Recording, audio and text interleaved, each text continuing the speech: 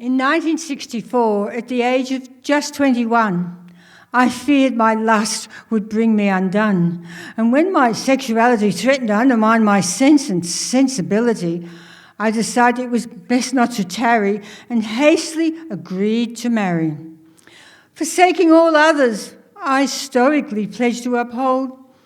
But most of the time I was lonely, empty and cold, and in and out those dreary death-do-us-part years, bits of me died, floating seaward in a river of endless tears.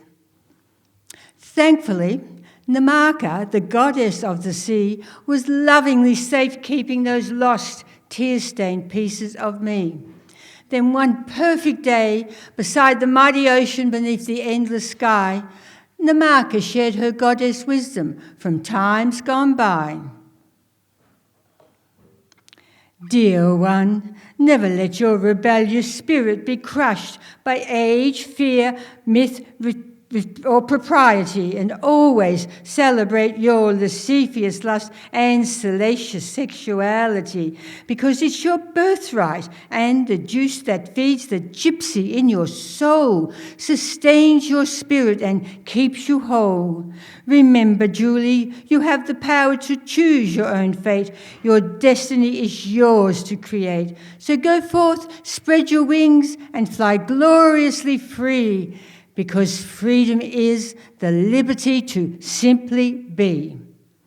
Well, I thank Namaka for guiding me to seek autonomy and for sharing her ancient wisdom that inspired me to revere my vagina as a temple of sexual energy, a sacred place of infinite power and sensual pleasure, an anchor to the natural world of bountiful treasure. So, it's to Namaka I dedicate this verse about my alluring, versatile velvet purse. Otherwise known as my vagina, my cunt, my pussy, my twat, my yoni, or my sacred place. And a secret smile lights up my face when my sexual power flows from the heart of my flower, filling me with a warm, soft glow that flows and flows and flows. And voila! Igniting my primal urges, and voila! The regal lioness emerges with a God Almighty roar. Because I am a sacred whore.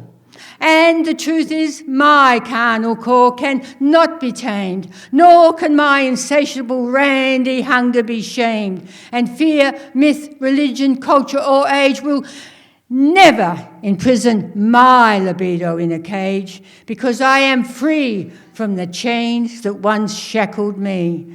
And as I go steadfastly forth, I know to keep questioning the status quo, because the truth is hard to come by when the mainstream narrative is often a convenient lie, using fear, shame, and intimidation to bury the truth, conveniently ignoring scientific proof.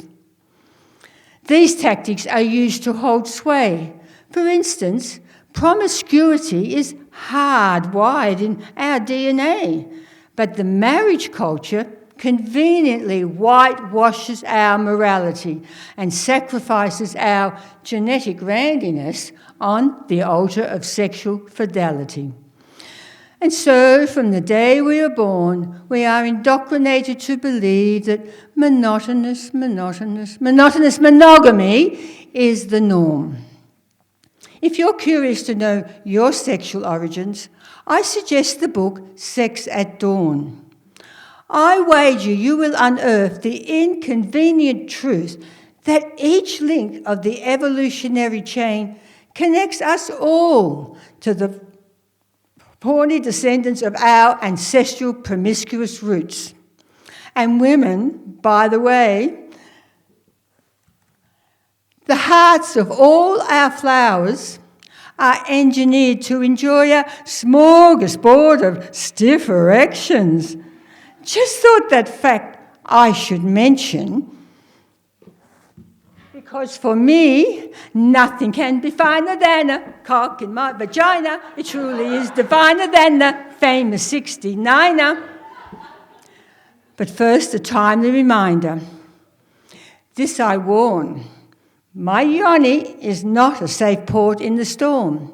So, to all you Percys, nightcrawlers and pricks, you willies and winkies, dipsticks and dicks, the rammers, the slammers, the snakes in the trousers, the schlong. If you think I'm the town bike, you are dead wrong.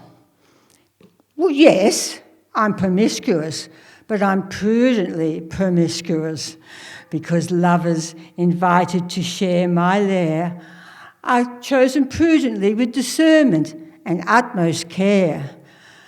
But as for exclusivity, I care diddly squat, heaven is cock in my twat. But let me tell you this, heaven is also in his kiss. And when soft, sensuous caresses meander to the hidden valley between my thighs, I'm on fire with burning, hot desire. So I reach for my favourite toy, introducing James Bond, my super-duper climaxing one. And I kid you not, soon my rivers of passion start flowing and spine-tingling, quivering orgasms just keep on coming and coming, teasing my trembling, twitching twat. Then on gossamer wings I soar, flying to the heavens once more. Lastly, this advice from a wise, incorrigible crone. Women, I recommend buying a 007 of your own. It's the ultimate orgasmic experience for the heart of your flower. And yes, your flower, and your flower, and your flower, and your flower, and your flower over the back. Hour after fucking hour. Remember, women, when you're Randy, keep James Bond handy. Long live pussy power.